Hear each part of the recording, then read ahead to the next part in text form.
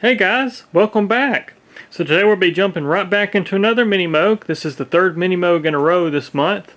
This is typically how I do it. I'll keep instruments of certain models in the line, so that way when I restore these things I already have my stock set out, so I can just kind of work through them a little bit quicker than usual. But this one here, it's serial number 3118. It's a 73 Minimoog. Once again, they've all been 73 Minimoogs, which is kind of rare for me. And this one belongs to Keith. So Keith, this is your Minimoog. It finally made it to my surgical table here, and I'm going to get you fixed up. At first glance though, it looks pretty good. It's not a bad looking Minimoog at all. It's got a good wood finish on it. We will be conditioning the wood on this one, not restaining this one, just reconditioning. We will be delaminating the interface panel and the LHC to get rid of the white as requested by Keith. Take care of that. And we got some knobs that are in the wrong place. That's something that I noticed when it arrived. We got these chicken head knobs, which should be over here. These should be over here, and we're missing a knob, so we will be addressing that. And it was kind of funny because Keith didn't realize that either. He brought it to me. He's like, I was showing him. I was like, oh, yeah, I think your knobs are backwards, and so we're going to get that fixed up for him in the process here. Keyboard, it's not bad. It needs bushings. You know, of course, the usual stuff I do to these things is really what it needs. We did power it while he was here, but I didn't really do a full diagnostics. But it's what I recall. It's been a while. It didn't sound good, if it worked at all. I can't remember if it even made any sound. So we'll be going back to the diagnostics of this one. I'll bring you guys along on that, and we'll figure out what's going on with it. But just a good look here once again. Just down the front, just kind of see how it looks. It's really dirty, you know, like they typically are when they come to me. This is going to be pretty easy to start the servicing because it's missing all the hardware. There's no hardware in it for the rear panel. It was like that when it arrived. And just to show you too, Keith, this is your serial number 3118. And something that's also interesting is the tag has already fallen out of this one. It's got the white tag because it's an earlier unit. But this one actually looks like the electrical test was done. I know you guys probably can't see that too well on camera. It's like it was 9/21/73, so October 21st, 73 was electrical test by MK.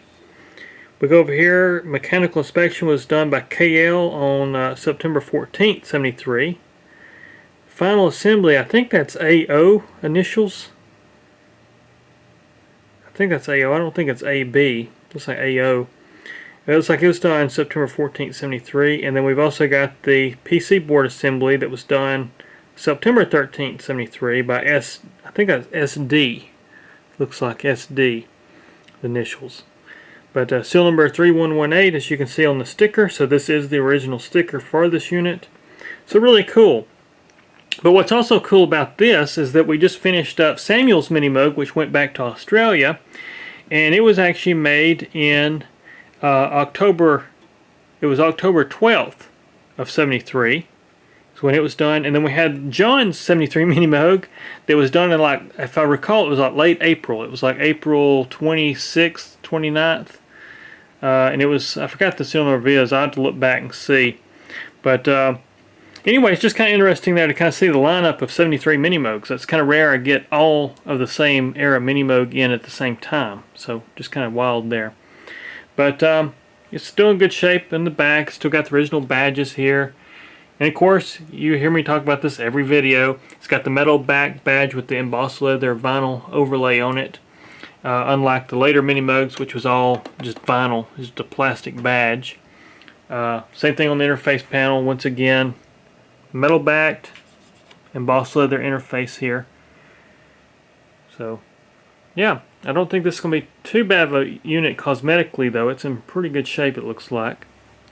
But anyways, let's get started on the diagnostics. The cord looks okay. I don't see any problems with the power cord. I've already kind of done like a stress test on it to see if it's cracking. We probably will still replace it because, well, it is still old and I don't really trust the internal wiring in some of these things. And plus, you know, just make sure it's going to be good for him in the future as well. So it's safe enough to power up. So we'll be powering this one. We'll go through the power supply, see what's going on with it, see what it does, and kind of go from there. But anyways, let's get started. I just pulled the back panel off here just simply by removing it because it didn't have any hardware. And just looking inside this thing, it looks very original. I don't see any work that's been done to it. But something I have noticed that I'll bring up here is that this one has something I don't see as often. I've seen it around this era Minimoog, but even in this era I don't see it quite often. And that is, if we look at the transistors, you can see that these transistors have heat sinks on them. For some odd reason, Moog used these transistors with heat sinks. They're 5116s, and typically you'd see like 2N3392s, 4058s, those kind of transistors. Now we have these 5116s. I don't know why. The only thing I can come to a conclusion is either Moog could not get those parts at this time, or somebody ordered the wrong parts and they just used them. That's the only two options I can imagine of why these are in here like this. Because there's really no reason for the heat sinks on this particular case, unless they're just experimenting. Maybe this was experimentation. I really don't know.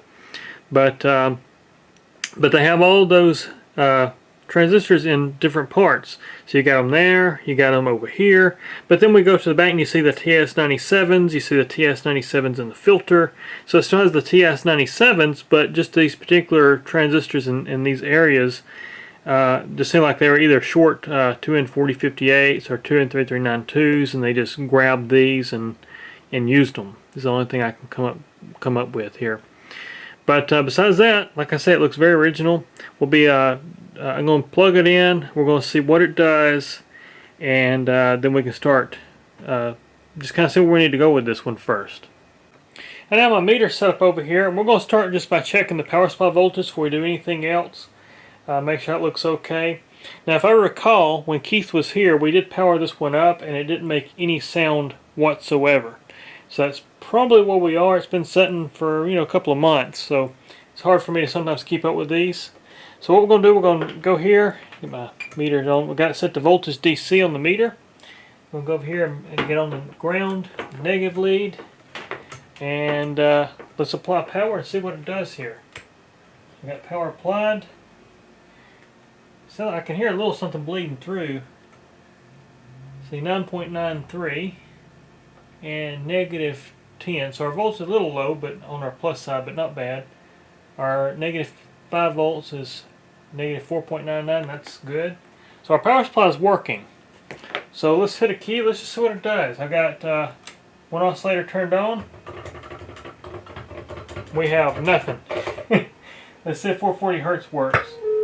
Okay, so 440 Hertz works. So we may have an envelope generator issue, a contour generator issue. We may have a VCA problem.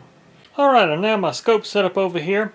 And we're going to take a few measurements. I'm going to first start, since the VCA doesn't appear to be working, that doesn't necessarily mean it's a VCA problem. That could be an envelope contour issue. The contour generator may not be working. So we're going to start there. So let me apply power here and go to our input, to our VCA of our contour generator for our loudness. Let me pull my wrist strap off here since we got power applied. And I'm going to see if we got any signal. We should have. Yeah, we don't have any signal there. We have nothing there whatsoever. We should have a signal there, and we don't. So, that for half of it. So it appears our contour generator may not be working. The filter, let's look at our filter, see what it's doing here. So, yeah, you go here and we're going to just turn one oscillator on. It doesn't self-oscillate whatsoever. We can see the cutoff working. You can see that shape in the filter, so we know the cutoff part of it's working. But the self-oscillation section is not. I've got the emphasis turned all the way to 10, and we have nothing. So the filter's not working right.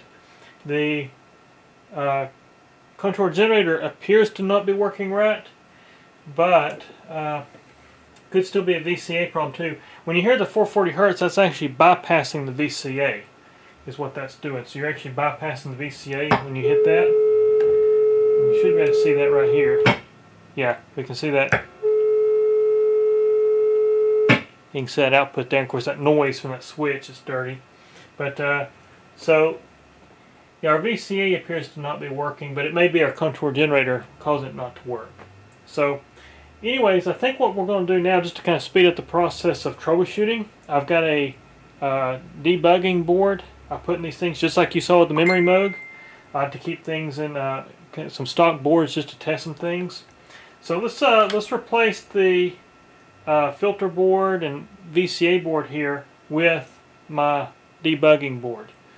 So let me go get it real quick. Alright, I've got my test board here. It's actually a clone board. This is actually made by Centra Store out of UK. And they did a really good job on this board. Of course, I've done some experimentations with it. You'll see some circuitry I've kind of added into here, such as this little guy right here. But this is a good known board. We're going to put this board in place of that filter board and see what happens. I primarily want to see if our contour generator is working, because sometimes you can have a VCA problem and you won't see that signal come up. So that's kind of where I'm suspecting, especially since the filter is also not working. So I'm going to set this board over here to the side, and let's pull this board here out. It's just held in with these two screws here. We got little spacers behind the board you have to watch for. They just kind of let them fall behind there. Pull the board out. And I'm just going to look at the back of the board real quick. See if we see anything obviously cracked or damaged. I don't see anything offhand. It's a clean board. Looks really clean. This is an Moog board, as you can see. Of course, it's obvious because, once again, as I always mention, we got that CTS trimmer, which is correct for this era of Minimoog. So let's set this board over here to the side, and we'll put this board here in its place. I'm not going to worry about bolting it in. We're just going to put it in here, and let's apply power. Let's see if it actually works before we do any kind of testing. I'm going to take my wrist strap back off here. Let's apply power. So we got power.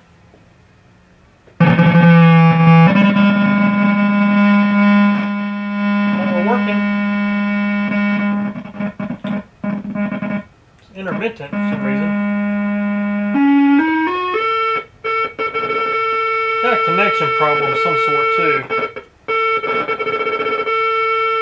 That's weird. It is working.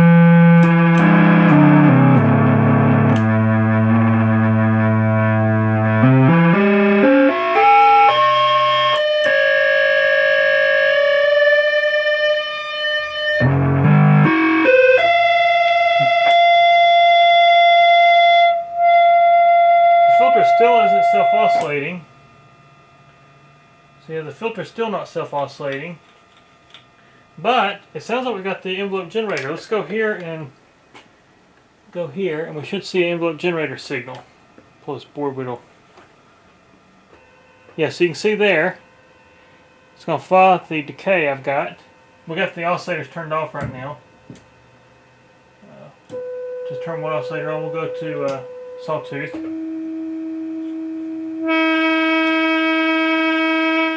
Set the envelope to 0, and that's just a click. Kind of see it on the scope there a little bit, but let's do a slow attack.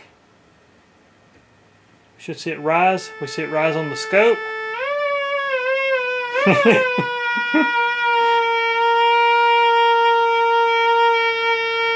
Should drop.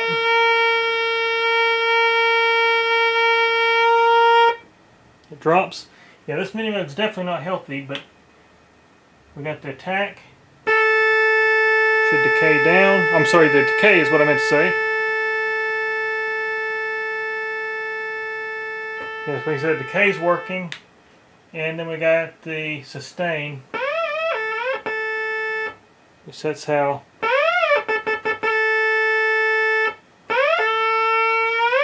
So it's not a contour generator problem. It's a VCA problem. So we got something going on in the VCA I need to look at.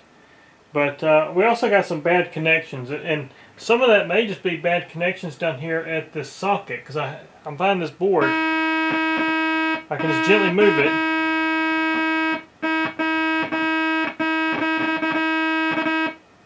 Yeah, I think before we do anything else, we're going to tighten the flags up in this socket and see if that fixes some problems. It may just be that we're not getting all the connections to that board. Very likely. So I think that's what we're going to do next. Before we do anything else, let's tighten these flags up. Put that board back in there, because we know that's where our problem is now. At least, you know, getting the audio to work. The filter's not going into emphasis on this board either, and this is a known board. So that lets me know there's something still in the unit itself. So could just be, like I said, it could be our emphasis flag down here on the edge connector. It may not be mating. So that's what we'll do next here. So let's tighten these flags up, and I'll show you how to do that as well. So to remove these flag connectors to tighten them, I've actually got a little piece of metal I use for this purpose. And what I do, I stick it in here, and I'll use a small pair of needle nose, and I can kind of feel it. Once you do these things a while, you just know how it goes. But you fit it in there, and then you just pull back on the wire. Sometimes it takes a little bit of work to get it. That right there. And once you have it loose, that one's kind of wedged in there for some reason. So I can get it to unwedge. Try and grab it at the metal and not the actual wire, because this wires in these things are very thin. There it goes. I felt it popped in. There we go. So now I got the flag out, you can see. And then what I do, pull it out here to the side, and to tighten them I use a different pair of pliers. It actually has teeth on it. And I'll just push these in just a hair so it bites the board a little bit more. Not much, you don't want to go too much. And once I got that, I'll take it and I will push it back in there, line it up, and you should hear it click and lock in. This one is a little tricky. There it goes. It locked in there, and there we go. And that's how I do these connectors, tighten them up. If they're real corroded, these are actually pretty clean. They don't look bad. But if they're really dirty, I'll actually go in there and polish them just like I've done with the keyboards and stuff using a jewelry polish. So that's how I do it. Alright, I just tightened up all these flags, and let's take our original board, stick it back in there and see if it worked. I did a few other tests here off camera. All I did was check to make sure our actual emphasis plot was okay. So it's a 50K audio taper, and it's just fine. So it's working great. And I've also tested our wiring harness. So let's put the board back in here. Let's apply power. Let me move the manual out of the way. Set it over here right now. Let's turn it on, and let's see what happens. Let's see if it actually plays. Hi, look at that. It works. Let me set my wrist strap over here again. So,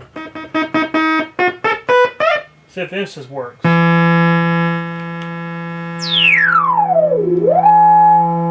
That fixed emphasis as well. So it was all issues with those flag connectors being loose. So there we go.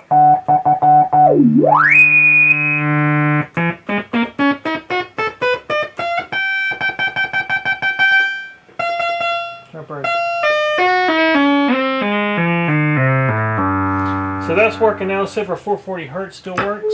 It works fine. So that's working.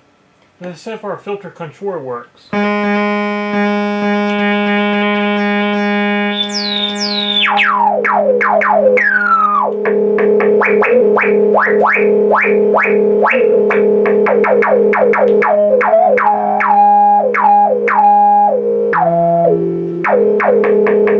So that's working. So our envelope controller is working for both the VCA and the filter now. The filter is self-oscillating.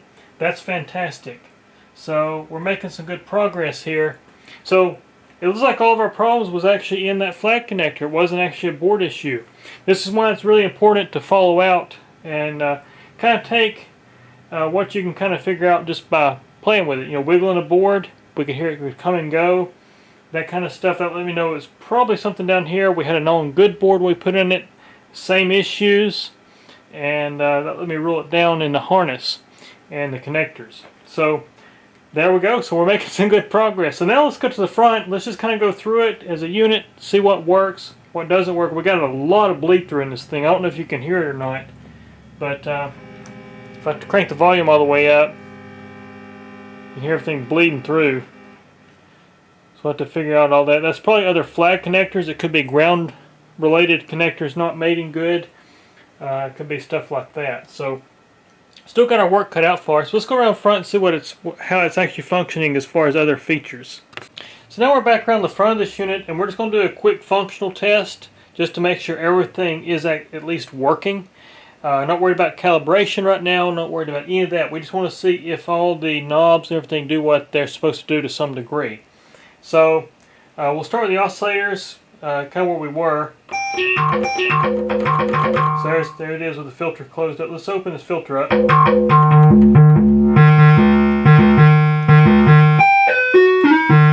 This thing sustained for me. So let's see if the footages work for oscillator. We're only hearing oscillator 1 right now.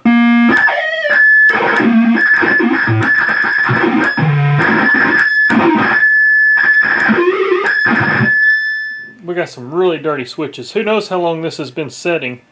It's kind of working.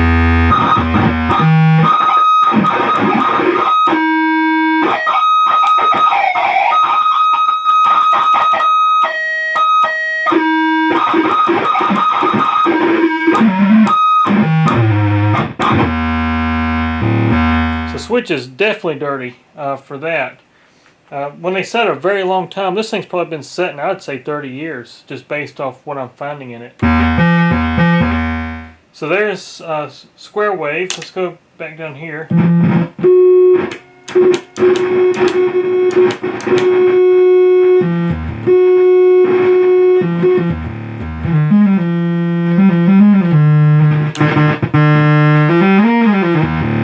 Sawtooth, square.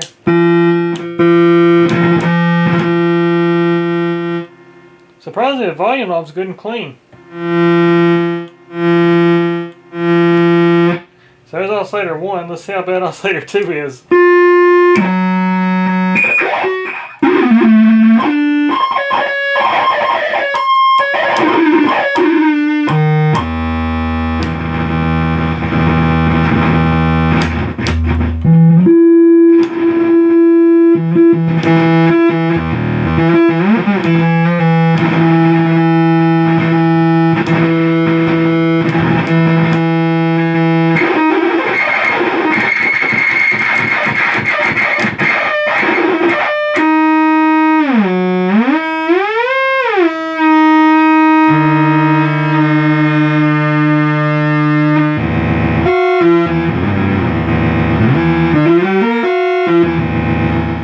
Tracking does not exist.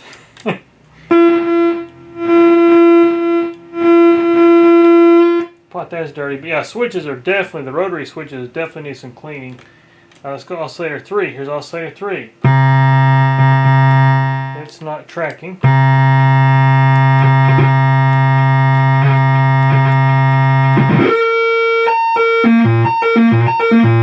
Now it's tracking.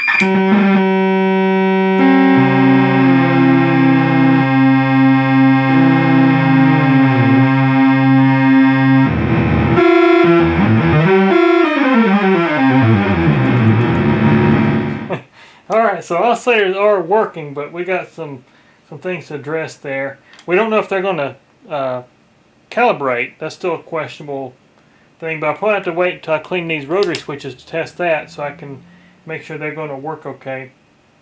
But anyways, let's go back here. Let's turn oscillator 3 into LFO source. Let's see if modulation works. Let's go here and just...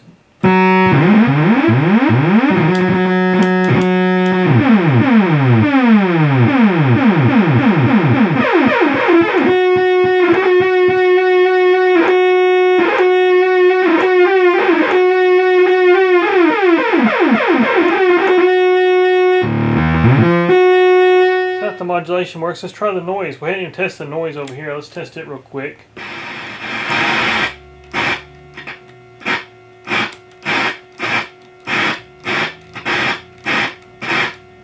We have white, but it doesn't appear we have pink noise.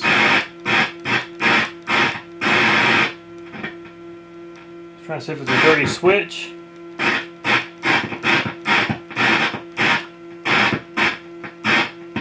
I don't think we have pink noise. I can kind of hear it. Let's see. There it goes.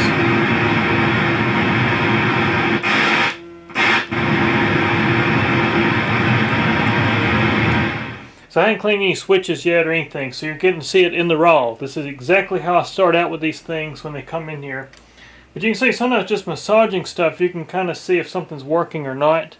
And then a lot of times it's circuitry failure. In this case, it's just a lot of dirty switches and bad connections. So noise source works. Now let's go back to our oscillator, check our modulation for the noise.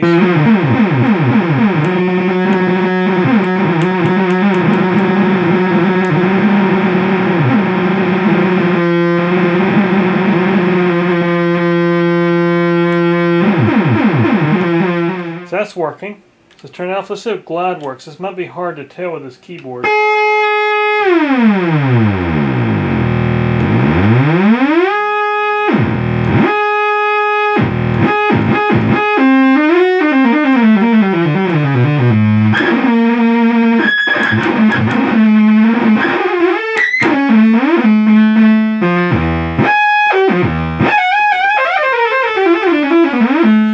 Alright, well, glide works. We know this works. I've already tested this. Well, I say that.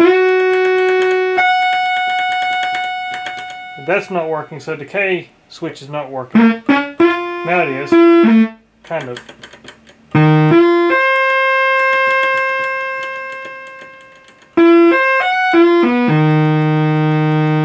And that could be a failure inside our control generator. I see that on occasion. So that switch is not working.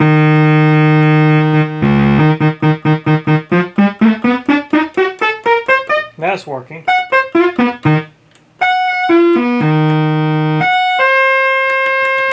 It just kind of works when it wants to. If it's a, sometimes you can tap this if it's a bad connection. I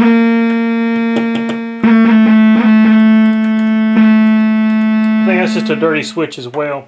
So it looks like the functionality there is great as far as functional working. Not technically right, but it's working. I'm trying to think if there's anything else here. We're not worried about audio input just yet. We'll come back to that later. So that's good. Let's go and we test our filter. Let's see if the tracking works on the filter. So I've got the filter all out of calibration, but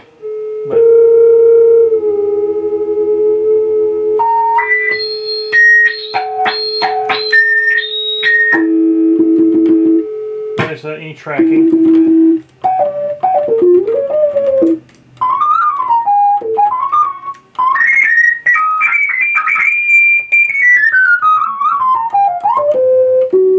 See, here's the thing is though, you can have the oscillators turned off, you still hear the oscillators. I go back filter up and you can still.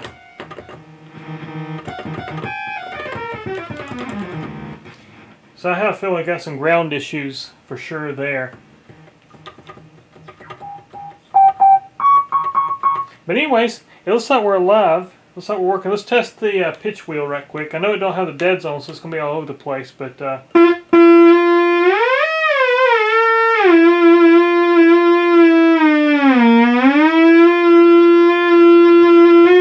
once again, though, without the deads on, you can see how sensitive this wheel is. I can just tap it.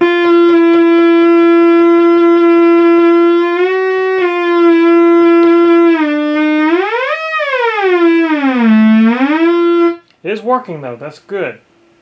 So it looks like functionally, this thing's working. I think the next steps I'm going to do, I'm going to clean the rotary switches. I'm going to try to calibrate the oscillator so I can get them to at least track. and kind of see how that goes. I think that's where we're going to go with it. Just try a rough calibration, see if it works.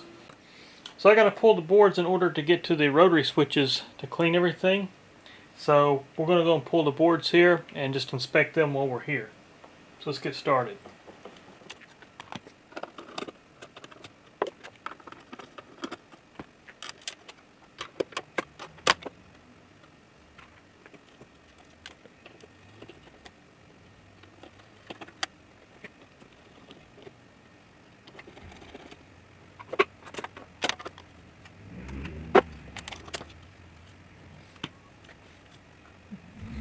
Alright, now I have all the boards pulled here, and they are very much original.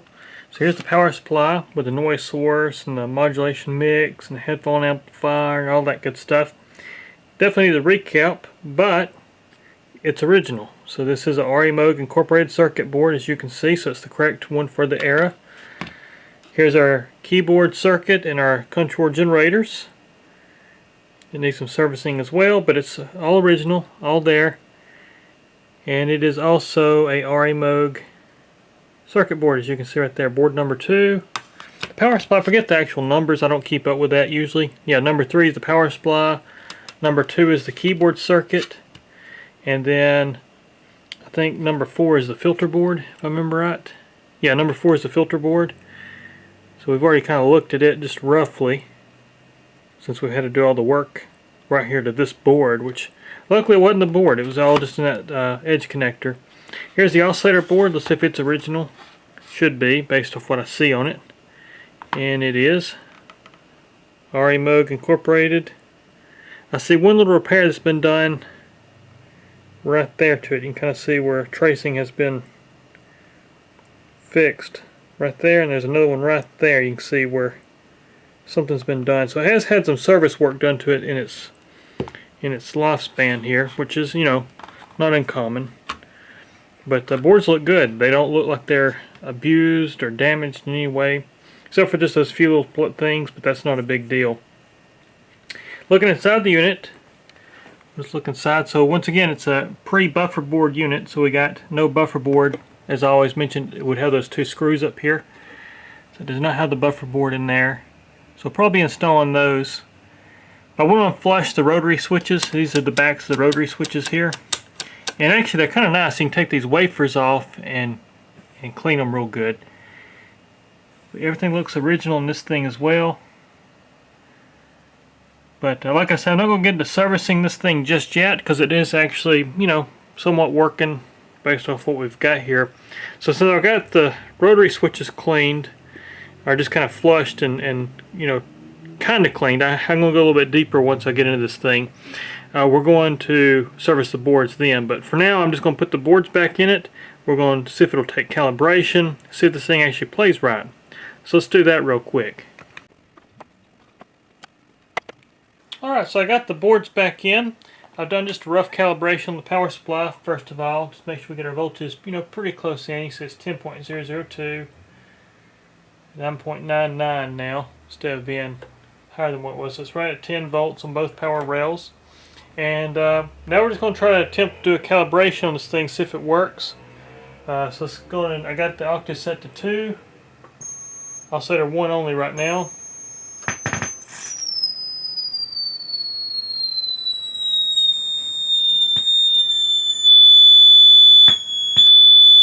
Everything.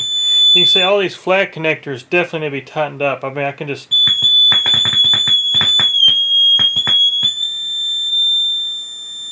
Let's try to get it more close.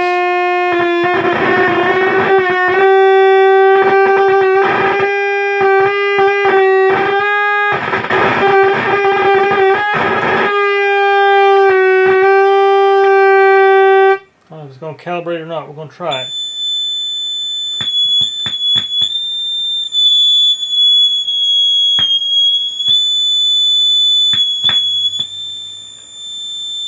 There's a fine point between accurate and not accurate on this one because it just is so sensitive. We go that board. There you go. It's probably also affecting our power supply too because our voltage sensing is over here. So I bet our power supply is... I mean, you hear the whole thing just... Power supply's holding stable. But we definitely got... We're going to tighten up these connectors. That's what we're going to do. Because I can't even do a calibration on this thing because how loose all the flags are. So it's almost the same thing we're into with the filter board. We just got so much play in those connectors that it's almost pointless. We can't do nothing and get accurate, troubleshooting with those loose connectors. So that's where we're going to go from here. So let me get these all tightened up. We'll come back. Then we'll try calibration. Alright, so I just tightened up the flag connectors, and I think I've got everything solved here. I've also, by tightening up those flag connectors, I went back and tightened out all the ground points. And as you can see, we can crank volume up, and it's no longer bleeding through the unit. So we took care of that problem as well in this process. So there we go. So let's see if it'll calibrate. I still hadn't done any calibration to it except for the power supply. I did that off camera. But if we look at the power supply voltages now, we've got 10.001. I don't know if you guys can see that or not. 10.001. And then we've got negative 9.999. So we're right at 10 volts there on that one. So that's all working great. Let's see if it'll calibrate. So let's start with footage 2.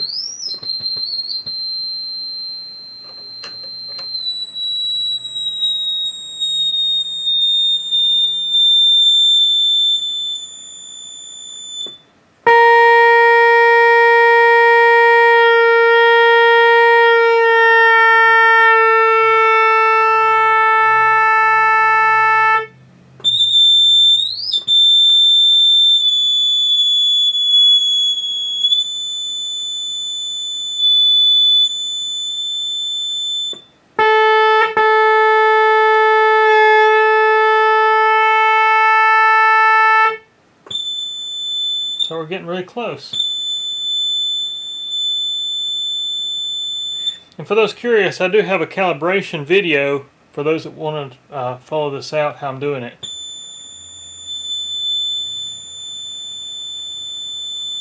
I'm using the fine tune just to set the oscillator 1 high end.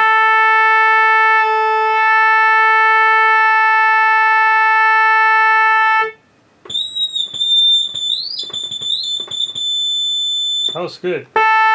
Let's see if the footage works.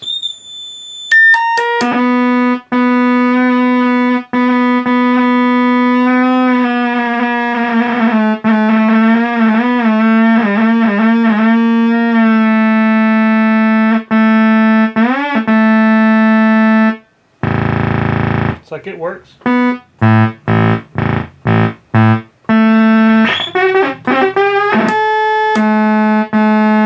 So I got a little bad connection to that rotary switch.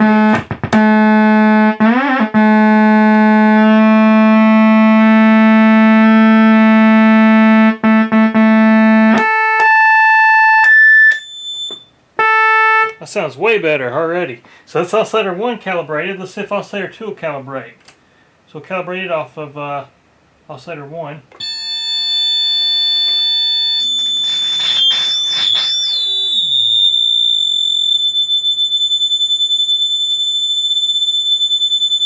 Get a rough calibration on the high end.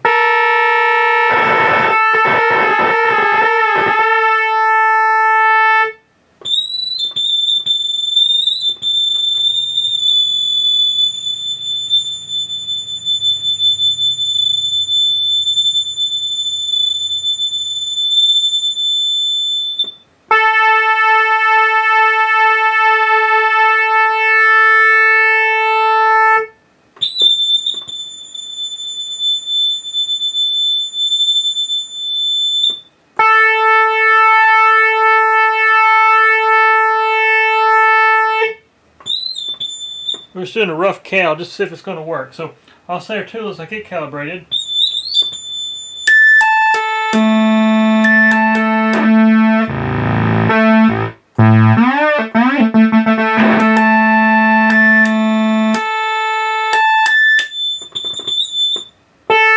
There's oscillator 2. Let's try oscillator 3. Here we go.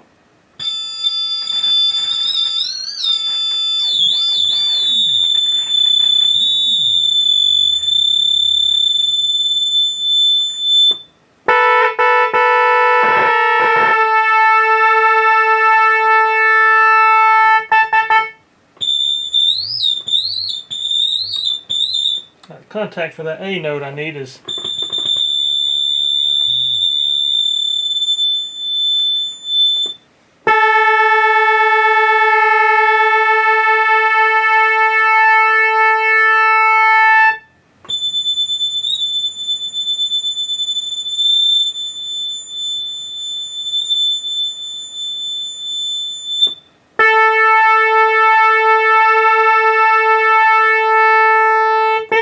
Alright, well it sounds like that calibrated. So that's all three oscillators. See how they sound together real quick. I'm just going to go around to the front.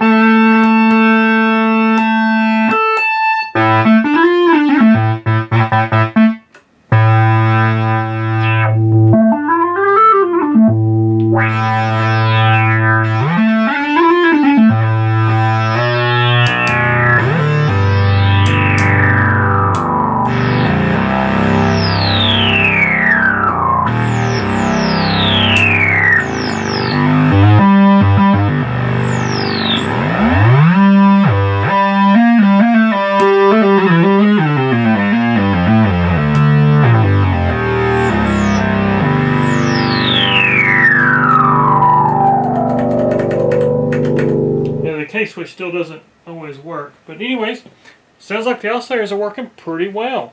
They actually did calibrate. I could see somebody's frustration. They had tried to calibrate this thing and all these trim points were bottomed out and all kinds of stuff, but yeah, I think a lot of the issues with this Minimoog was dirty switches, flag connectors being loose, and that kind of stuff. So I think just tightening these things up is getting us where we can start actually doing the actual servicing and restoration work on it next. Let's try to calibrate the filter real quick. You guys hadn't seen me calibrate the filter, and it's always a little different per unit. Early Minimoogs versus later Minimoogs, there's a little bit different calibration procedure. But what I want to do, let's first of all just check the regeneration on this thing. Let's see, check our 440 hertz. It's not calibrated either. Screwdriver. I knocked it out earlier.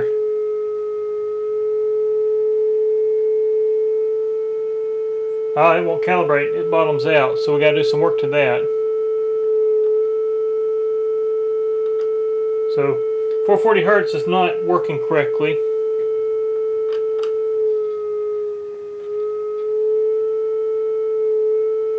We'll just get as close as we can there.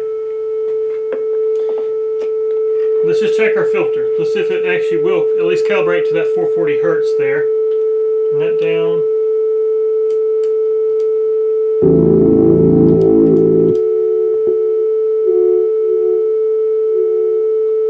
Regeneration's pretty close. I'm just checking to make sure our regeneration is at about 7.5. And it is, that's good. Turn it all the way full. Set the filter to -1 and calibrate it off the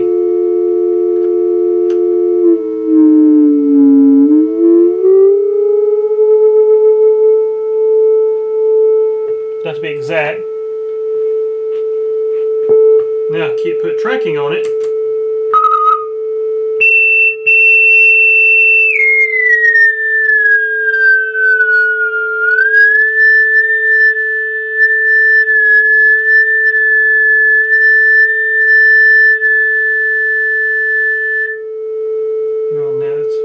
Flat. Let's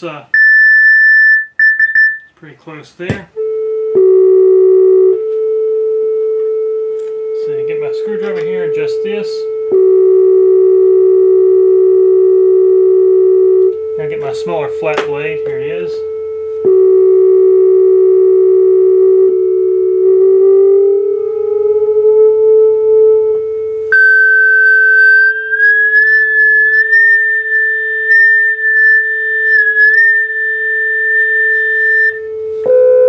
Makes that go down frequency.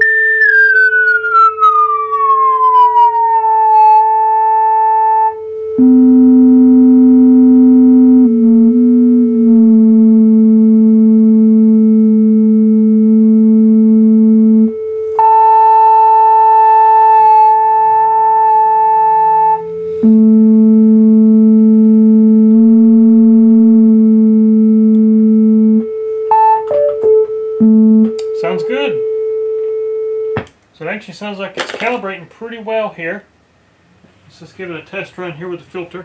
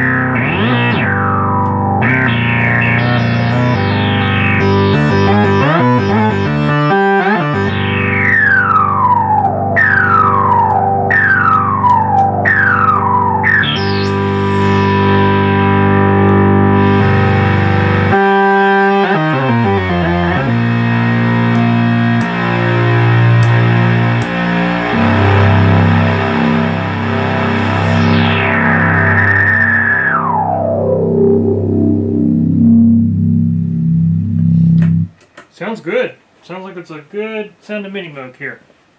Alright, well I think now we're ready to pull this thing back apart and start the servicing and restoration. And we're going to drop the pots, clean all the pots, take the interface panel off, do the delamination for this one. And but I think circuitry wise it doesn't appear that we have any more failures as far as I can tell. Everything else is just going to be maintenance, making sure this thing's going to be reliable in the future. We'll also be adding the buffer board for the octaves. I will show you this right quick. So you hear me talk about this buffer board quite often. I'll show you what it does without one. This is why you kind of want a buffer board. So let me bring you around here and I'll show you real quick. So looking at the strobe tuner, I'll show you. We're going to leave oscillator 2 on, for example. So all you're going to hear is oscillator 2. I'm not going to touch oscillator 2, but I'm going to move the other footages for oscillator 3 and oscillator 1, and you'll actually see this thing shift in frequency. So here we go. Let me get a key that works good.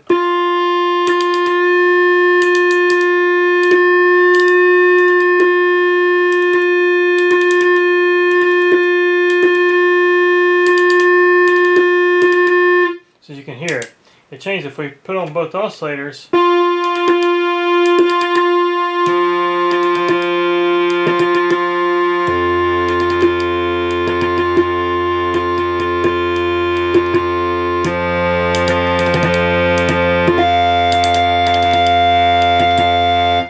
You can hear how it kind of shifts the frequency of all the oscillators when you move one.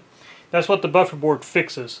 This Minimoog's not the worst. I have some that come in here and they're just really bad about this. But that is an example. You can kind of sit there on the strobe tuner and you can kind of hear it too, that offset in frequency as you change a different oscillator besides the oscillator you're listening to. So that's that. But anyways, I think we're now ready to start tearing this thing back apart, and we will start the restoration on this one. Since we got it mostly functional, of course we'll be doing some updates. I did also adjust the noise level. The decibels are right in this Minimoog. I cleaned that switch a little bit.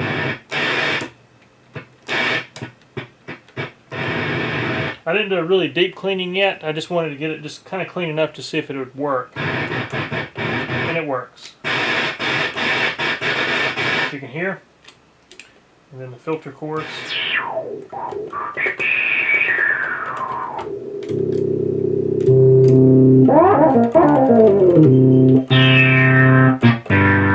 Alright, let's tear into it.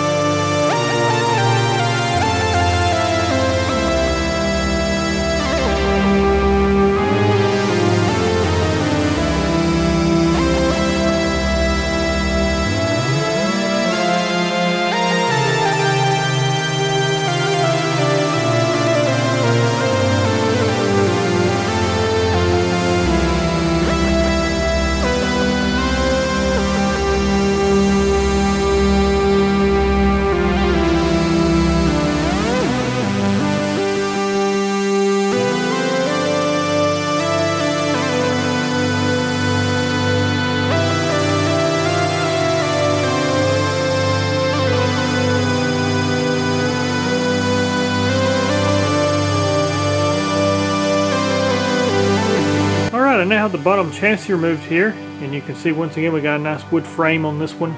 Got the keyboard unplugged already, the St. John's connector, and it doesn't look too bad. We have had something living in this one, as you can see by the pellets and a piece of cat food or dog food or something brought into it. But luckily they didn't eat the harness. I don't see any damages caused by mice or anything. Usually when you have mice, these things, they eat the harness up. They eat like the wires up here, and I've also had them eat the actuators for the contacts. I've had them eat those things off too. So luckily they didn't actually mess anything up, it doesn't appear. Got the LHC out here. Something that's interesting about this LHC, or left hand control, is we don't have a sticker on it. Usually we have a sticker on these things during this era, but there's no sticker for the assembly. So we've only got the one sticker in this one, and I don't even see any residue like where there was a sticker. Sometimes I can usually see like a glue on there, but I don't even see a glue on this one. So it may have not ever had one on this particular LHC.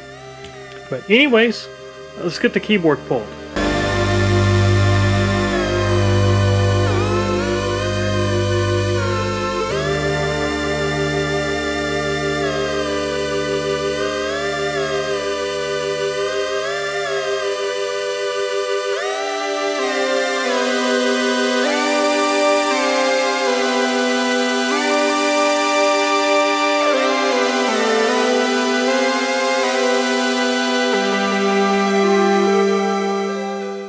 Alright, we now have the keyboard pulled out of this thing. You can see it's pretty dirty. So we'll be giving this in the same treatment that you see on my other videos. Give it a good clean in here. We got some keys that are kind of scarred up on the end. We'll see if they clean up okay. We might can wet sand those out a little bit. I don't know if that's actually the plastic. I think there's something on it. I don't think it's actually, it's the same stuff you see here. It's real sticky, whatever it is. So we'll give all that a good cleaning. But the Minimoog itself, once again, I've kind of vacuumed it out a little bit off camera here just because it was so full of junk. But just kind of see how dirty it looks across there now, especially since I got it laying down. So we're going to give this thing a good cleaning. We're also going to wash the wood up, clean it up, then we'll be doing the conditioning on it. The same conditioning process you've seen in my other videos. But these don't really soak it in like other chassis because it does have a lacquer finish on it. But it still kind of helps, you know, helps with it, makes it look good. Kind of waxes it a little bit. But anyways, I think I'm going to start with the keyboard now. Instead of going with the interface delamination pot cleaning, let's just start with the keyboard because that's the biggest piece of this thing. So let's start there.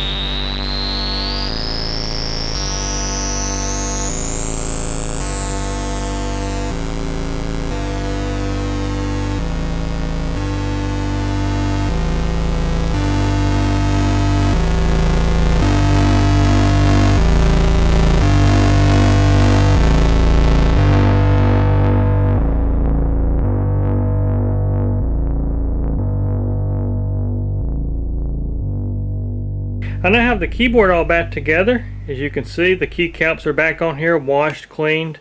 They look really good. Those spots that we thought were scratches were just gunk. It just had some kind of nasty something on the keys. And so we got those cleaned up. They look really good.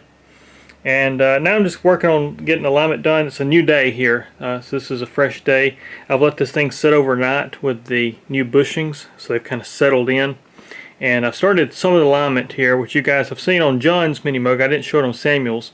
But I got the factory alignment tool, and I got this block of wood, which I made with lines on it. And so red is too high. I want to set on that black line right below that red. And of course I got another little mark that's just too low, just because I have some of these coming here that's been pushed in and everything's sagging really low. And so what I've already done to this one, I've done a pre-alignment on the F and C keys. So just the F and C keys. And as you can see, this is how I do it. So I've got this block of wood put up against there. You can see it falls in that black line. You can see these other keys are too low. They're below it. We get back to the C key here. It falls right back on it.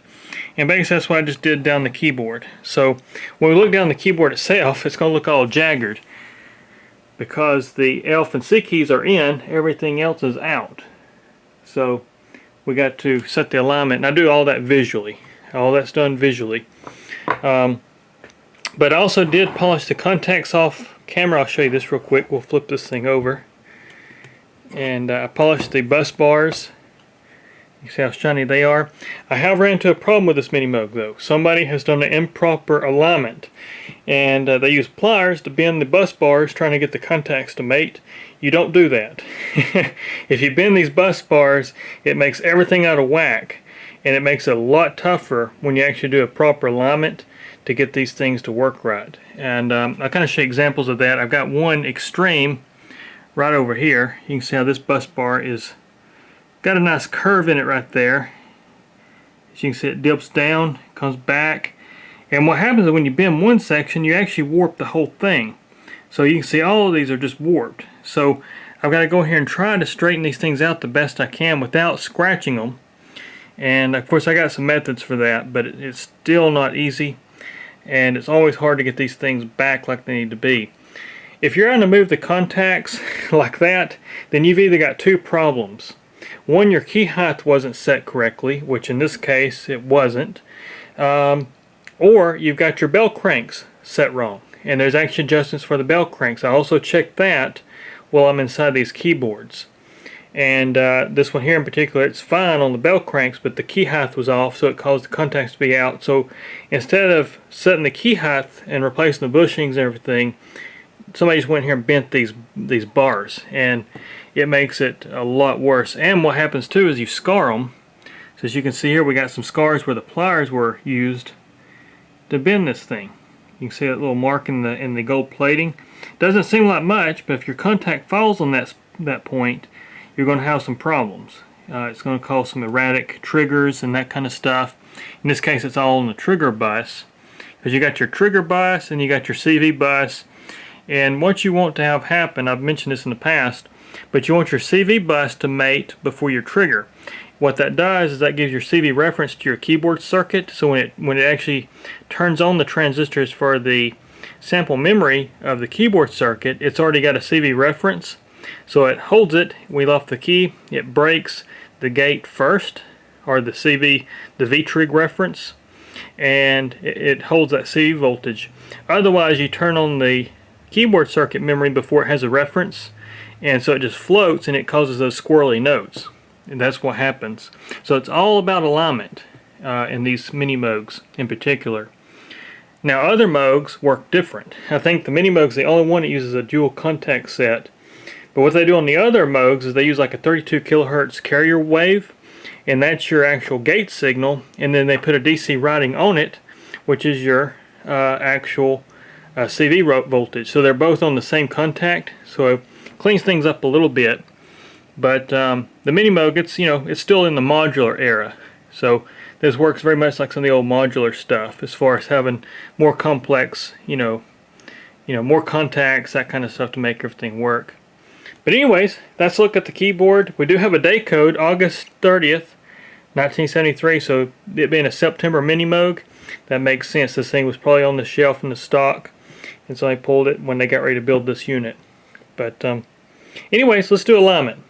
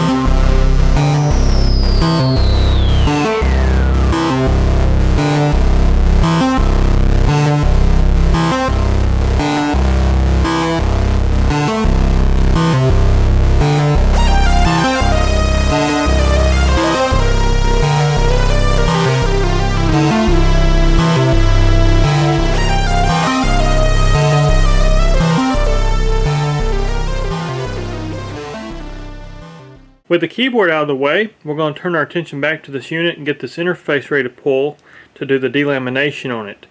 I've already pulled the pilot light, and I've also pulled the overload light. You have to pull those out, as well as the rotary switches and the pots. You have to drop everything behind there to pull this panel off.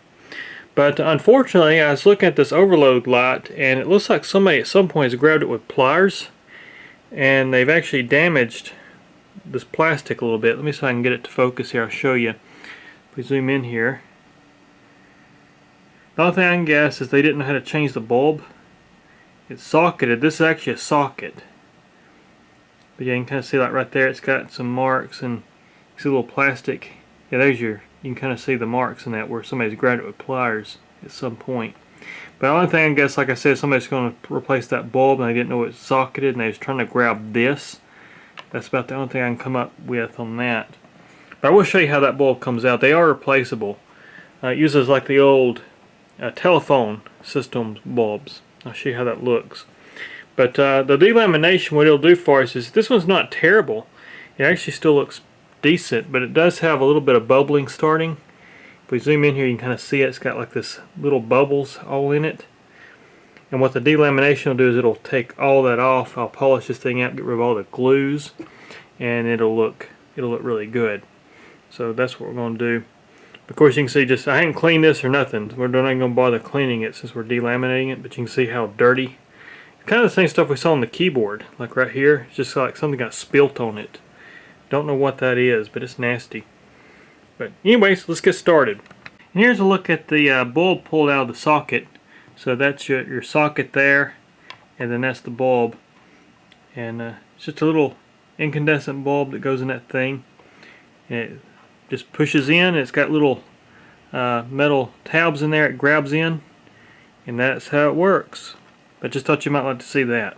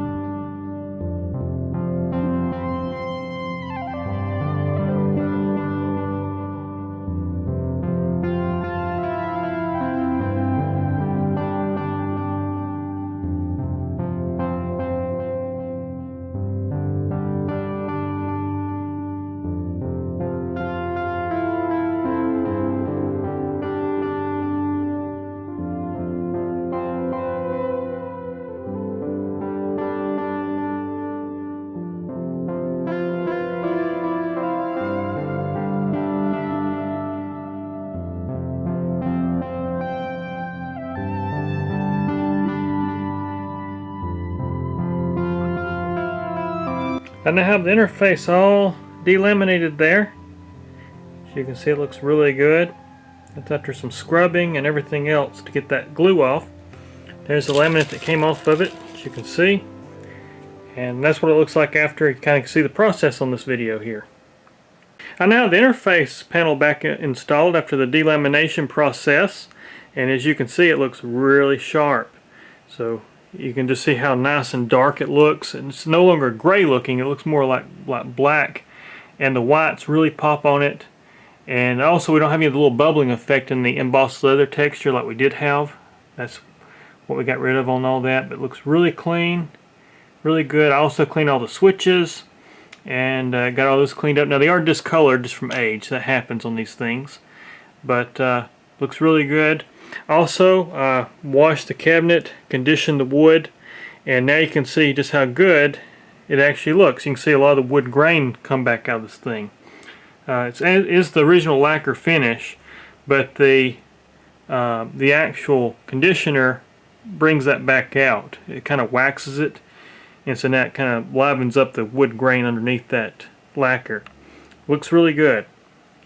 So I did that.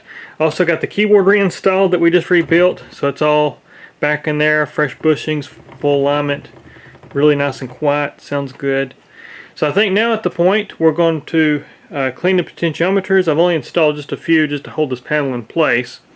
So we're going to clean the potentiometers, replace the power cord. I've already got it all desoldered in the back, and we'll get the new power cord installed. Go through the circuit boards and do a few little upgrades and things to it to improve it, the reliability of it, and should be a great Minimoog. But let's continue on here. I now have all the potentiometers serviced. I took them apart, flushed them, cleaned them. The same process you saw in Sam and John's Minimoog video, where I actually physically open them up. I don't drill holes or nothing, take them apart, inspect carbon wear and everything like that in them. These were all in great shape, no problem whatsoever in this Minimoog. And also reinstalled our original sticker over here. Installed the buffer board, so now I got the buffer board installed in this one. You can see by the two screws up here. I had to relocate the patent sticker. It was right in the way, and you can kind of see a vague outline where it was.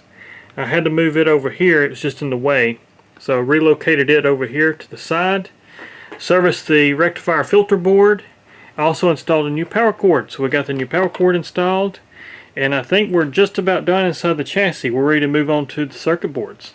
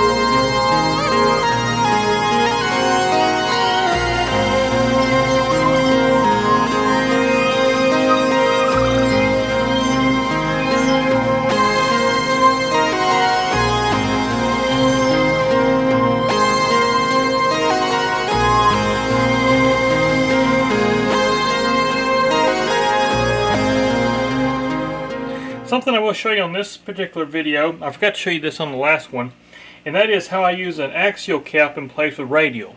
There's only one cap in the whole Minimoog I cannot get in an axial format, so I have to go with a radial cap and use it in its place. And like I said, it's the only one I have to use this way. Everything else I get in axials. All the values, they're axials. So no problem getting axial caps for Minimoogs. And in fact, if you work on Minimoogs and you're a technician, just order axial caps. Keep them stocked, because pretty much every Moog instrument uses axial caps.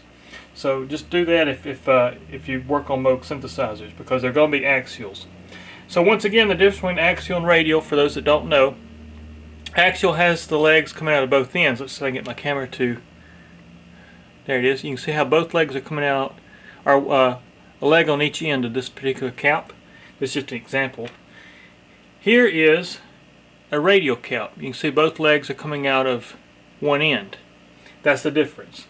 So I've got one cap right here. It's a 0.47 microfarad at 50 volts. And it's actually just a filtering cap associated with your external input. So we're going to desolder this cap. I'm going to pull it, and I'll show you how I bend the legs on this guy to make him work in this place. Now this particular application won't work on every synthesizer, because this is a single-sided board, so it's less dangerous to use a radial cap. But when you get in things like Micromoogs, Polymoogs, anything that's a double-sided circuit board, I recommend you don't use these if you can keep from it, because you can cause problems if you install them wrong, and they just look ugly. In my opinion, that's the ugliest looking thing you can do, especially when most of the caps are available. I mean, I can get, like I say, every axial cap needed for these old Moogs. So there's really no reason to use radial caps in place of axials, unless you're just going for like some really high-end capacitor.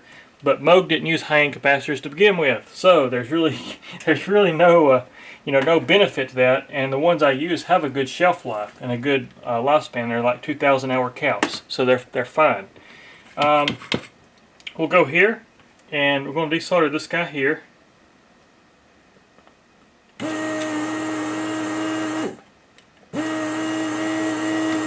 This is the 0.47 microfarad we're pulling now. Let me get my pliers here. Pull him out of the board like so. There he is.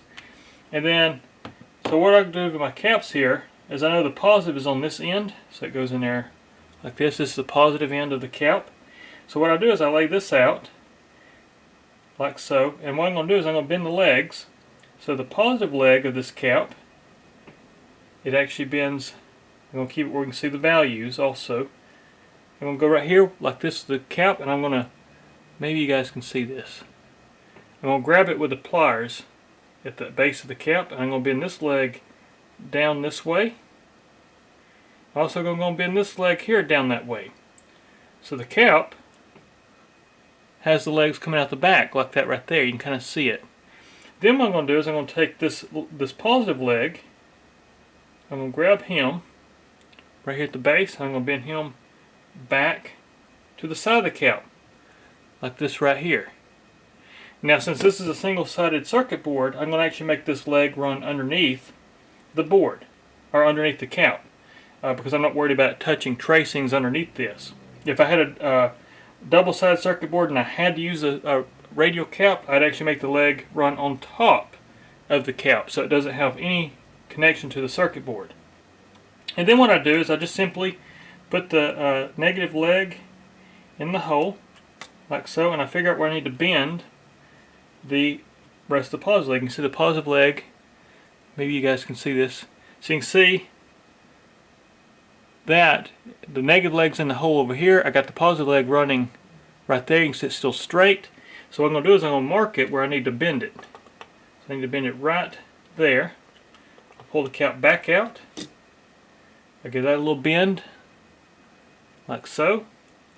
And then we stick this in here. And what that does for us is that makes our cap lay nice and flat, as you can see. And we got plenty of leg to solder to on the back side here. So as we're going to solder it. So we can bend those tabs a little bit. That one's got enough sticking out to solder, which is just fine. So bend that so it holds itself in place, and there we go. And you can see how much neater that cap looks than if you were to stretch the legs out. It also doesn't stress the component out because the legs are not stressed by being stretched out and causing dielectric fluid leakage or any of that kind of stuff. It's just a really nice looking cap. And so now we'll solder that in and we'll call that good. But that's how I do the radial caps in place of axial caps if I have to use them. And like I say, all Moog caps I can get in axial format. So axial caps are still available. You can still get them. I don't know about every country, but I know here in the U.S. you can still get them. They're getting harder to get, but you can still get them. But like I say, the only one I can't get in a axial cap is that .47. So that's why I do it this way. That's the only one I can't get. But anyways, once again, you can see how nice and neat that looks. Sets in there nice and neat, no stress, no problems. And it's soldered in the back. We've got to clean the flux off the board, but got that in there like so. So that's how I do it. I now have all the boards serviced here and getting them ready to go back in the unit. Got the knobs back on this thing.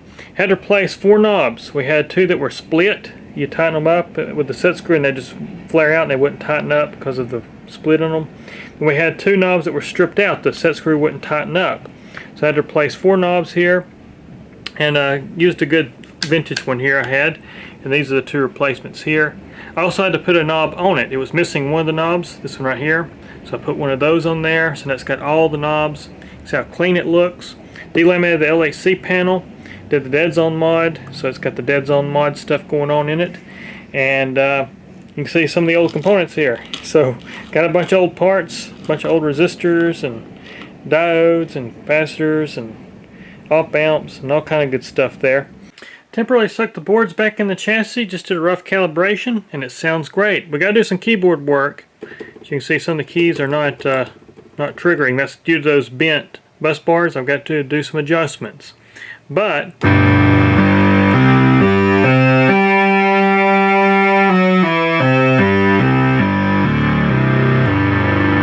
sounds great. So now what I'm going to do, I'm going to pull the boards, the front boards, get these things bolted back in. I've already just done a test just to make sure all the switches and everything are doing what they're supposed to do. Bolt the boards in, close the back up, and then we can focus on the keyboard.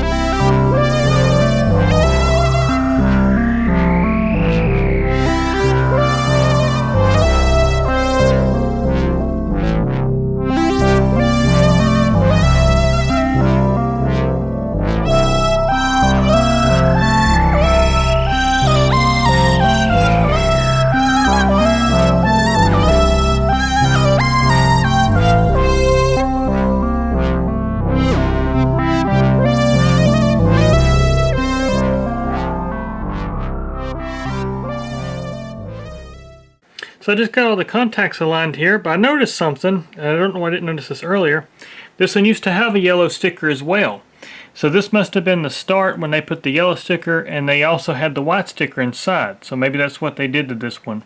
But that's where it would have been. It's been torn off, as you can see, but that's where it would have been. So it's got a white sticker and the yellow sticker. So this must have been the start of it. But anyways, here's a look at the keyboard. I'll show you this underneath, so kind of see how this works. And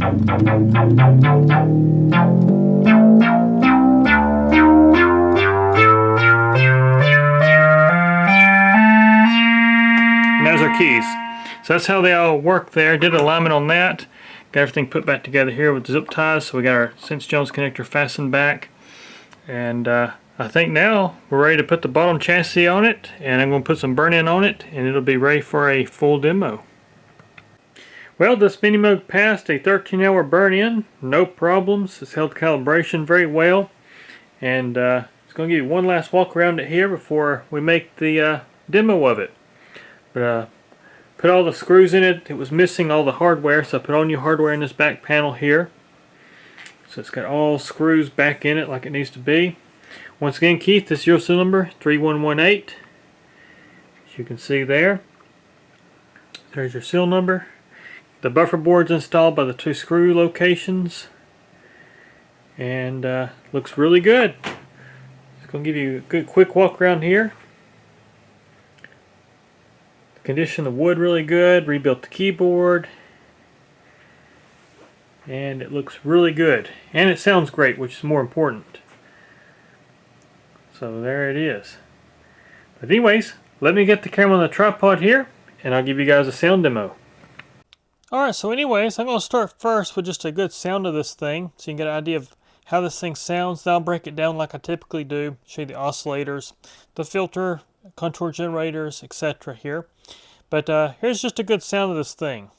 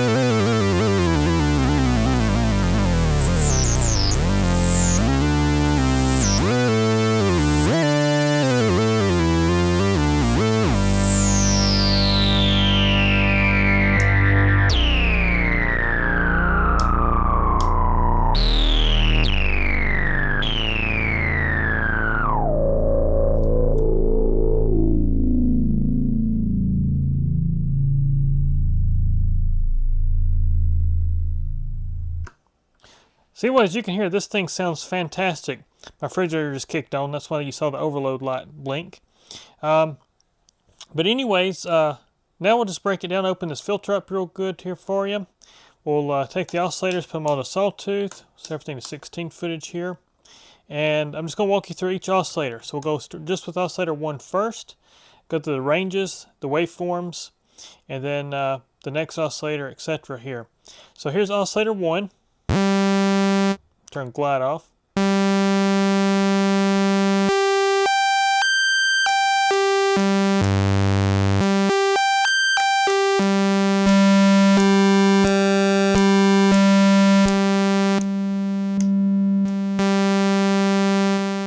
Good clean volume pot there.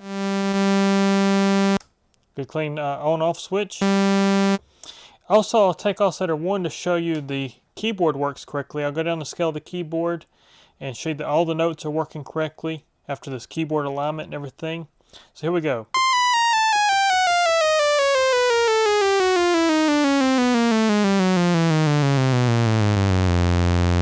So you can hear there's all your keys.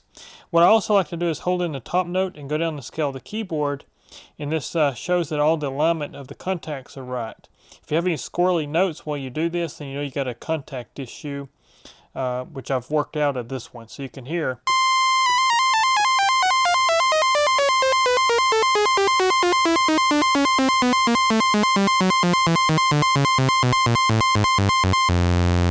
Here, all the keys are working fantastic. And then also the pitch wheel, you've already heard it, I've done the dead zone, but I will show you that too right quick in oscillator 1.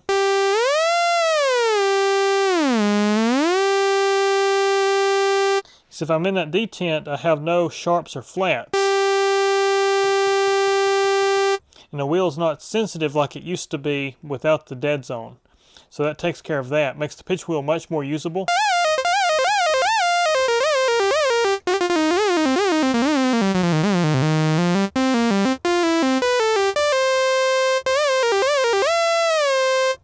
you can see. So here's oscillator 1, here's oscillator 2.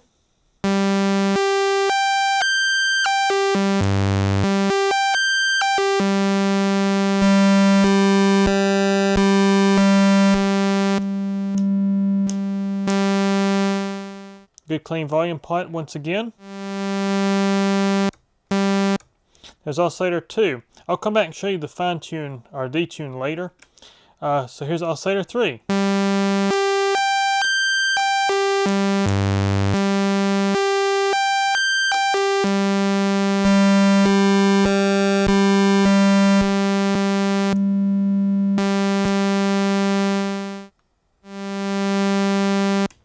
And there's your 3 oscillators. As you can hear, they sound great. So now we'll combine them back together, and I'll just show you how equal the footages are between the oscillators.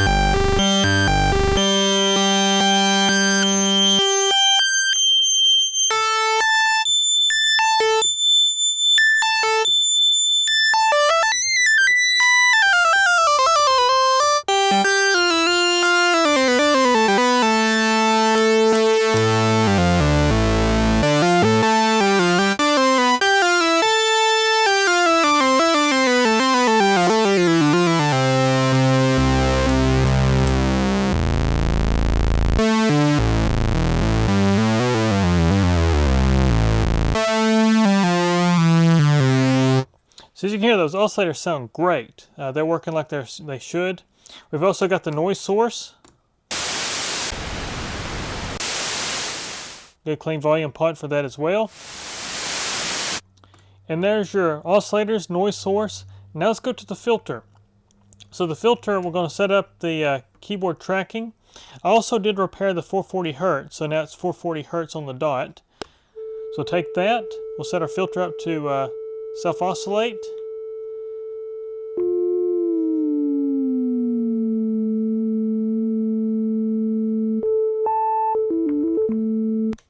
And here's just our filter.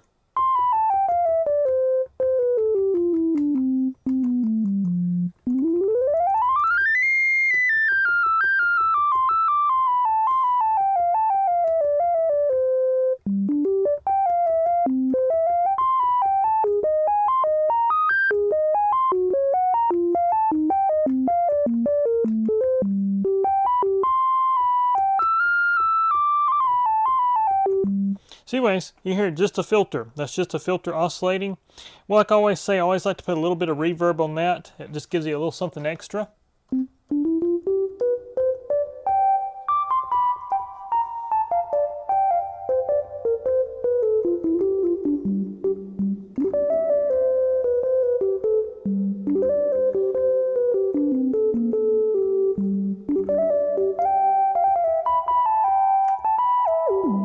Put a little glide on it there.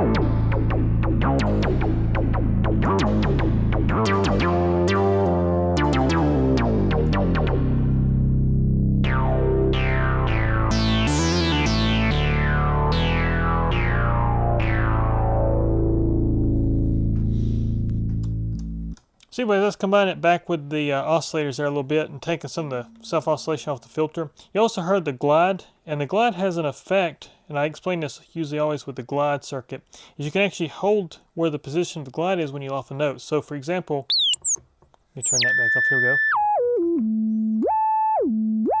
So you glide like that. if I tap the notes between, it'll actually hold that glide position where I let off the key. So it's kind of a nice feature, that glide. I'll come back and show you glide a little bit more later though. So anyways, you've heard the filter, you heard a little bit of the contour generator there as well, but now we're going to go to the contour generator. So let me go here and bring up our amount of contour. I'm going to set everything to 0 in our filter contour. So it's going to be just a click.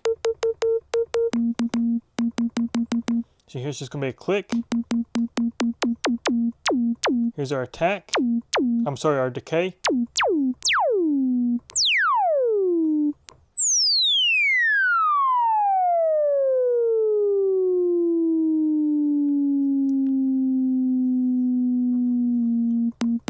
Back to 0 on our decay. Here's our attack.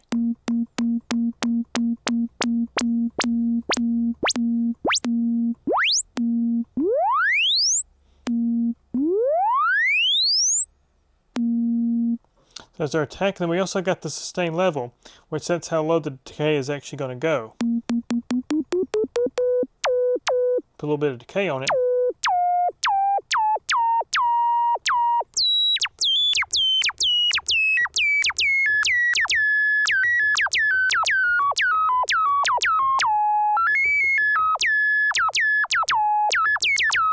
Versus going to 0, it's going to go all the way back to 0 in our decay.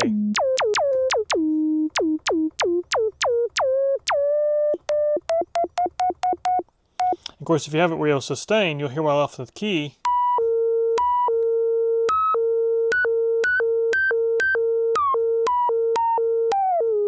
There's the 0.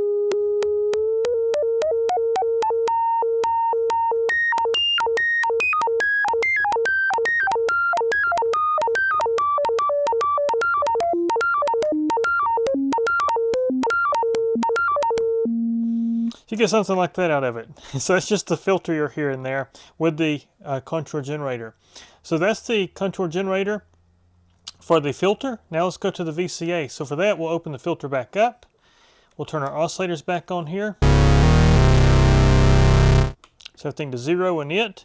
It's going to be just a click, as you can hear. We'll start with the attack on this one.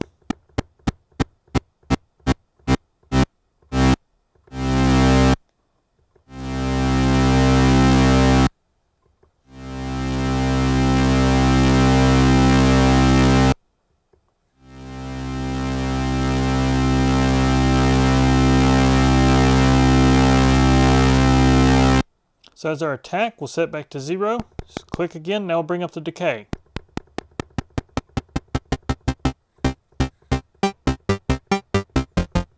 It's a really fast decay.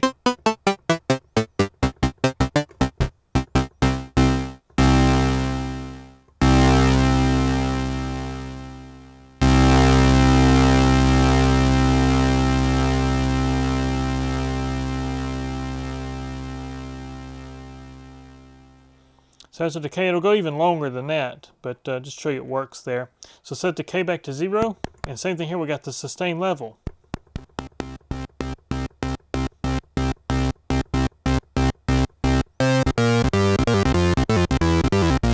As long as I hold in a key, you can see we got the sustain level.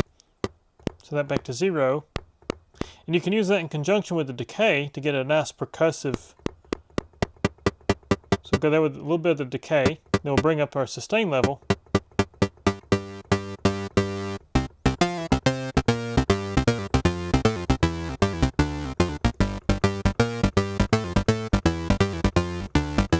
You can hear that percussive kind of envelope there. So now what we'll do, we'll set it back to 0 on the sustain, we'll set the decay time. And I got the decay switch over here, so you can see if I hold in a key, it'll fly out the decay. Let off the key though, anytime during that, it's going to follow that out. But if we turn this decay switch off, it's going to be immediately off, just as if we had the decay set to 0. But if I hold in a key, it's going to follow out the decay, like so.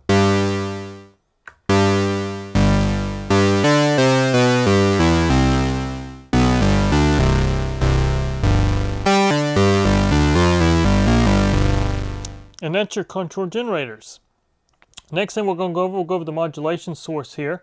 And so what we'll do for that, we'll turn oscillator 3 into an LFO source. like so. So now we're going to use the triangular wave of that for our LFO, inject it into the oscillators, get this thing with sustain for me, and we're going to get a sound set up here. So now when I bring this wheel up, it's going to modulate oscillator 1 and 2 from oscillator 3, and it sounds like this.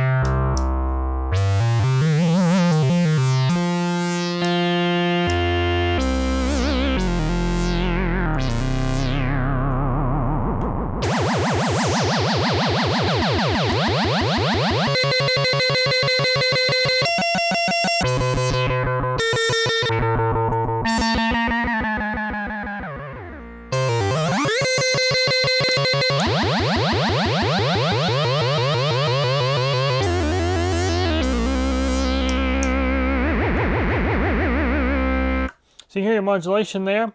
That's modulating the oscillators from the oscillator 3, or we can bring the wheel up and inject noise into that.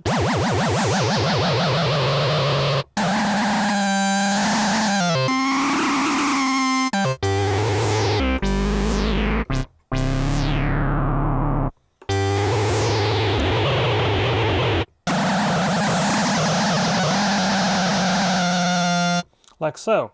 So that's modulating your oscillators. We can also modulate just the filter.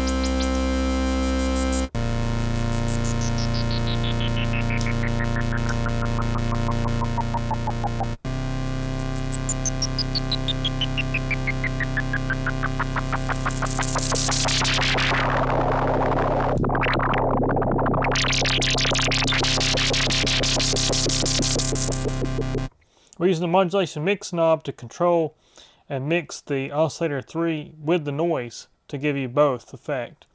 But anyways, that's the modulation section. We can also do some fun stuff with the modulation if we go back here and make oscillator 3 into an audio oscillator again.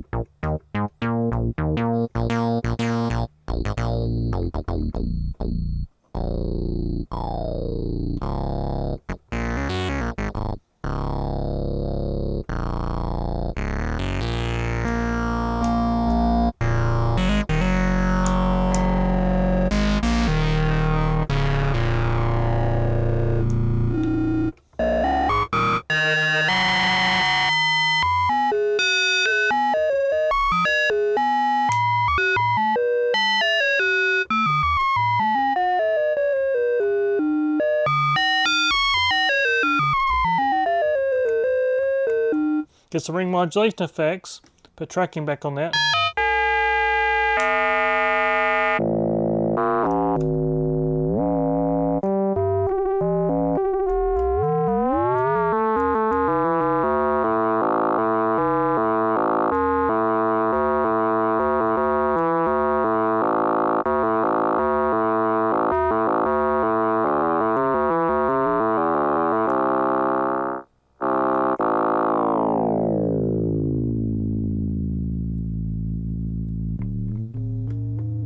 So I've done that. I've turned tracking off the filter. We have no envelope on the filter. And the oscillator is tracking, so it's getting a ring modulation just between the filter and the oscillator. The other way you heard, I had it right the opposite. The oscillator was fixed frequency and the filter was tracking. So now we got both tracking.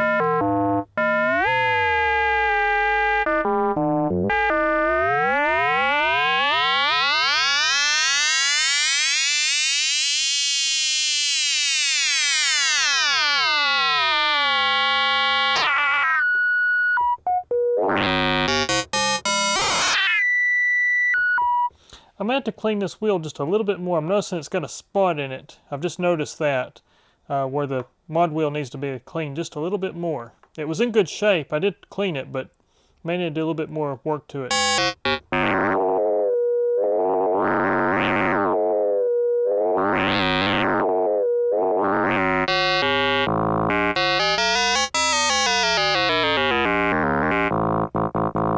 But anyways, that's the modulation section. Using the oscillators there. We've also got, trying to think if there's anything else here. We got the glide, which you've already heard. We'll go and turn this back on here, open this filter back up.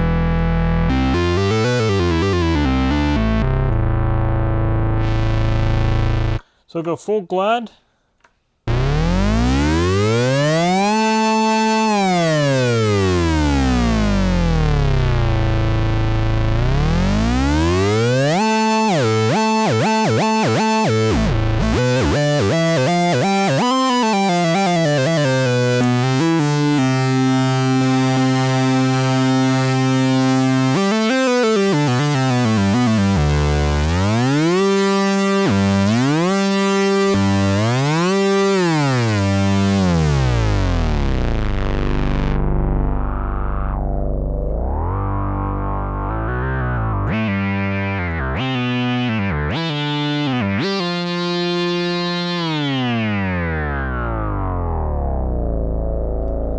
Glide switch also works.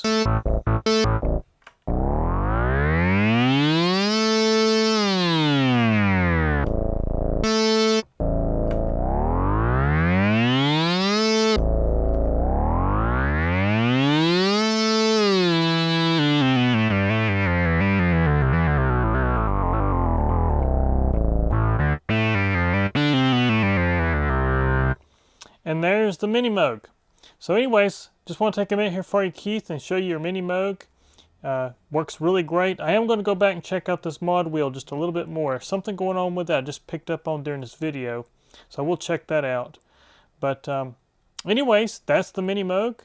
And as always, I appreciate all you guys that watch my videos. And there'll be more to come here very soon. Take care.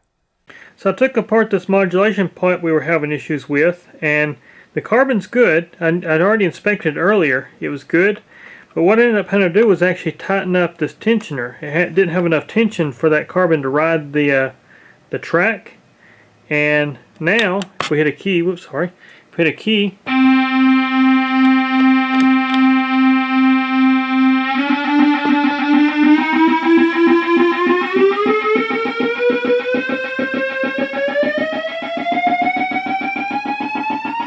and that's got a good response. So that's what it was. It was just not making strong enough contact to that track on that carbon wiper. That was our issue. So tighten that up, and I believe we got it solved. And I have it back together here, and we'll just show you how great it works now.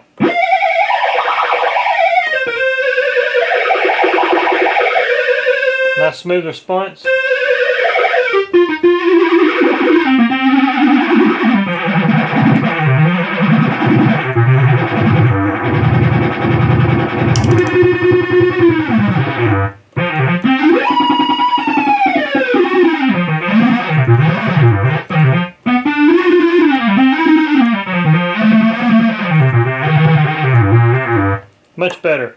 anyways, just want to show you that right quick. Appreciate you guys watching once again.